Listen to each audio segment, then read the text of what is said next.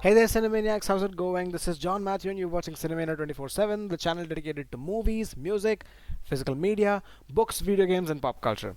In the previous episodes of Power Rangers, we've been basically talking about how Power Rangers is as a TV show, how it came into existence, what happened to it, the best characters, the best seasons whatsoever. This video is dedicated to the best seasons of Power Rangers ever made.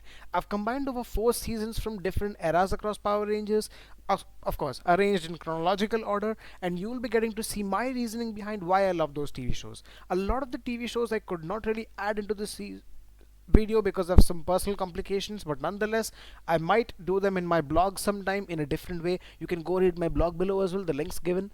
Apart from that, you can follow me on all my socials if you have to: Instagram, Reddit, DeviantArt, Twitter.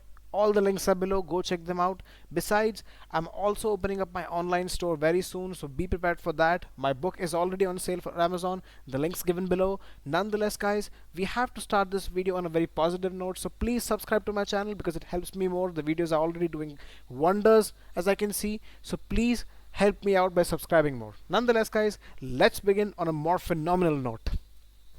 My first favorite season would start all the way from the chronological order, that is Power Rangers in Space in 1998. Imagine this: the previous Power Rangers team was defeated, their powers were gone, their command center was destroyed, Zordon was captured on Eltar, and the Rangers and the Earth was practically left defenseless. And in a desperate bid, the Rangers make it to space to chase Divatox and stop her from coming back, or something like that. The Rangers take their most dangerous and risky mission in order to protect planet Earth, and as a result, we get to see this season. A season that has probably some of the most darkest elements instilled into it. A season that has very good writing. No filler episodes nonetheless, if you actually ask me, although Astronoma's romantic track with Zane the Silver Ranger, bit on the edge if you ask me. Most of the season was good. The finale, Countdown to Destruction Part 1 and 2, has hands down got to be one of the best finales in Power Ranger history ever made. Imagine this: all the villains from the previous seasons coming together to make that one big attack on the universe, which can practically destroy everything good. And the good side basically hinges on Andros, the Red Ranger himself, to protect everybody, and he does so. In the end, everything is set right, everybody is okay, and things go very well. This particular season's ending has to be some of the finest season endings, and of course one of the best endings in the entire Power Rangers lineup. No questions about that. So this concludes my section for Power Rangers in Space. I would like to wrap it up with saying that it has got good characters, good Megazords, good plot twists, good character arcs, and that ending is one of the finest endings in Power Rangers history. No questions about that whatsoever. Now let's get into the second season.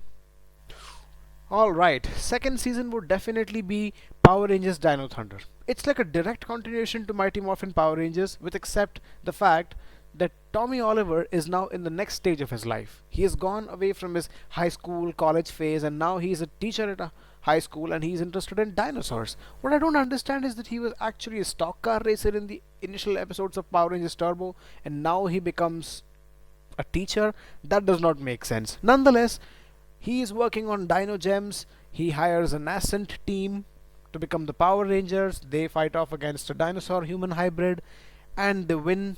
Of course, everything goes good. This TV show has some of the best things ever in a Power Rangers TV show. Just listen to this. It's got JDF coming back, plus point. Legacy of Power, one of the coolest episode series ever made. White Ranger, he was the biggest highlight as far as episodes around him were concerned. The idea that he was on the evil side and then he turned into the good side, that was good. I do remember another episode with Tommy Oliver where he was in coma and he was fighting his older versions in his dreams, and then he passes the test and gets his black Dino Gem back. That was a very cool moment for me. This TV show had some of the best costumes, best morphers, best Megazords, and I've already covered that in the previous video. You can check it out above. Nonetheless, Power Rangers Dino Thunder was cool. Some of the episode elements, like let's say Elsa's character, was wasted a bit, and of course Anton Mercer, that is Trent's father, that idea of him being Mesagog and then separating from him seemed like a bit on the edge. This TV show nonetheless was one of the second best in my opinion, if you ask me, and the best season in the entire Disney era. They managed to bring back JDF, they managed to connect the main line of Power Rangers. It was really good. Legacy of Power stands out as one of the biggest episodes in this entire TV show, and of course, the only link that establishes the Disney era with, of course, the Zordon era. Nonetheless, this concludes episode, or let's say part 2 of my second season. We'll get into the third season right away. If you talk about the third season right now, the third season would definitely be Power Rangers SPD. You know, as every Indian kid who's ever grown up in India watching Power Rangers, most of the kids were hooked up with SPD. And why should not we be? SPD had some of the best, you know, season, or let's say episode introductions ever. Most of the time, the episodes were just named as one single word: Zapped, Messenger, Sam, Beginnings, Endings. The naming scheme for these episodes was absolutely insane, and the entire show followed the same naming scheme all the way from episode 1 to the last episode. Similarly, Mystic Force does it with 2 words, and Operation Overdrive does it with 3 words. That was the way how they named all the episodes in these seasons, and it seemed really good to me. Nonetheless, the reason I liked SPD is because two renegades becoming part of a bigger thing than themselves.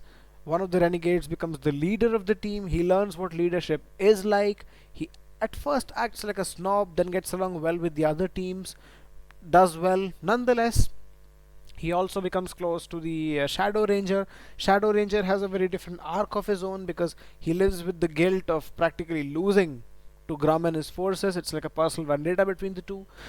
Omega Ranger has to be the best sixth ranger to be ever introduced in the history of Power Rangers. I'll do a dedicated episode on him sometime. But just for the context, he appears in episode series Messenger 1 and 2, where we hear that a future broadcast has alerted the SPD of the past to take action against Grum and company, who have apparently defeated them on July 11th, 2025. Ironic that this is 2025. Nonetheless, Sam is the Omega Ranger, the kid that we saw from episode 5, and he comes back as a Power Ranger now. Stuff goes really well. It's got great action, great Megazords, great SWAT modes. The Omega Ranger design is chef's kiss. The toys were cool, the morphers were cool. Almost everything about this TV show was hands down the best stuff I've ever seen in a modern Power Rangers TV show. Can't believe that it is 20 years and it's still some of the best Power Rangers seasons to be ever made. And I guess some of the elements look a little similar to Power Rangers Time Force in a way, but nonetheless, it was great. Really, really great. So this concludes the third season for me, Power Rangers SPD, and we get into the final season right after this section. Okay, so my fourth favorite season would definitely be Power Rangers RPM. The reason I say that is because RPM has to be like the Mad Max and Terminator combination of the franchise. Imagine this: a computer virus practically annihilates the entire planet, takes over all of the world, but some places, some pockets in the world are safe. And one of the pockets has the Power Rangers. But turns out that there's a lot of conspiracy going on. The person who basically created the Power Rangers also created this computer virus who invaded the world. Ironic but true. Nonetheless, the entire idea of this TV show being set inside a domed city where every Power Ranger has a history of his own. Scott Truman has a different history, Summer has a different history, Flynn has a different history, Ziggy has a different history, Dr. K has a chapter of her own. Every single character is carved out very well. Although we are not really given much background about the Black Ranger Dylan's past. Now that is something that doesn't sit well with me. I don't exactly know how he got captured, how he exactly went into Venjix's control, how his sister got taken away. We don't exactly know stuff like that. They kept it mysterious all throughout the TV show, but that really worked for him because he seemed like this lone wolf character throughout, one of the best characters to be ever written in a Power Rangers TV show nonetheless. Gem and Gemma, the operator series Silver and Gold, they were also doing great. I loved them. The Zords were cool, the action was cool. The ending, I guess it has to be one of the best endings in a Disney era TV show nonetheless. It was cool. Danger and Destiny part 1 and 2, if I'm not mistaken. Danger and Destiny is like the second best finale for a Power Rangers after maybe Power Rangers in Space. Has to be so. I liked the Red Ranger. I liked the Zords, like I said. I also liked some of the episodes, and one of the most meta episodes to be made in the first whatever Power Rangers TV show would be the TV show called And Action. And Action was a really cool episode. They just gave us an idea about how Power Rangers is filmed and stuff like that goes on. It was cool nonetheless. So this concludes my fourth season, and we are getting to the conclusion of the video right away. Okay, 4 different seasons, 4 different eras and stuff really worked out for me. This is the entire list finally. I don't really have to add many seasons because of personal complications. I won't be able to devote much time to this video. Nonetheless, thank you so much guys, whoever has watched till this point. You are really good person for doing it, and I hope I'll keep seeing you every now and then. Please keep buying films on physical media. Like I said, that's the most amazing way to protect movies for long. Follow me on all my socials, subscribe to my channel, like, comment, share, and do everything that you want to. Put down your comments below and tell me what you think about this video and what you think about Power Rangers in general. It'll look really good if you do so. Nonetheless guys, take care, bye bye, stay safe, and Godspeed.